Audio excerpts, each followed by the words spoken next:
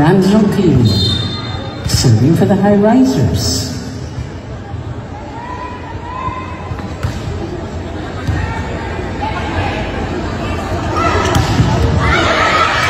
Soyuz off the hand of Jimenez. Partida 2.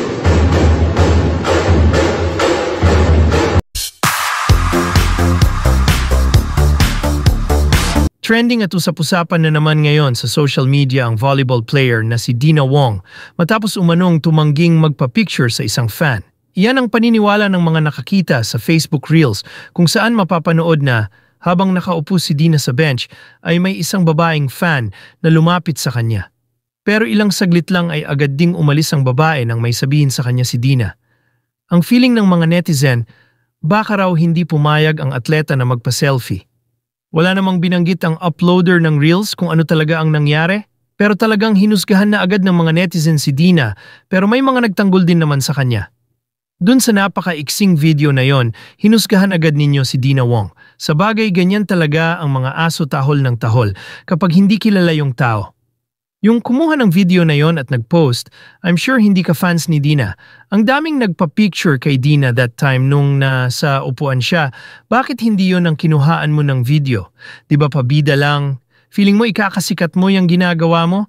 At sa lahat ng content creators at mga fans ng ibang team na bashers ni Dina, kahit anong gawin ninyo pagpo-post, hindi ninyo masisira si Dina dyan, ang dami na niyang pinagdaanan na mas malala pa dyan sa ginagawa ninyo.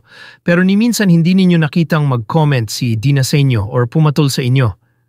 Sa kabi-kabilang pang mababash ninyo kay Dina, mas lalo lang namin siyang minahal at hinangaan. Mas dihamak na mas madami kaming mga fans kisa sa inyong mga bashers niya. Para kay Dina, kung mabasa mo man itong post ko, palagi mo lang tandaan na mas marami kaming nagmamahal at nagtitiwala sa iyo. Hindi ka namin iiwan at palagi ka naming sasamahan at susuportahan. Wala kang dapat patunayan at ipaliwanag sa mga yan. Huwag mo silang pansinin magsasawa at mauubos din ng mga bashers na yan. Focus ka lang sa mga fans at mga taong tunay na nagmamahal sa iyo. Pagtatanggol ng isang fan kay Dina. Samantala, nag-post ng open letter ang Facebook user na sila Cruiser Relativo nang mapanood daw niya ang viral video ng pangtanggi ni Dina na makapagpa-picture sa isang babae habang nakaupo ito sa bench na tila nanonood ng laro. To Dina Wong, I don't expect this message to ever reach you, but if it does, I just want to remind you, kindness doesn't cost a thing.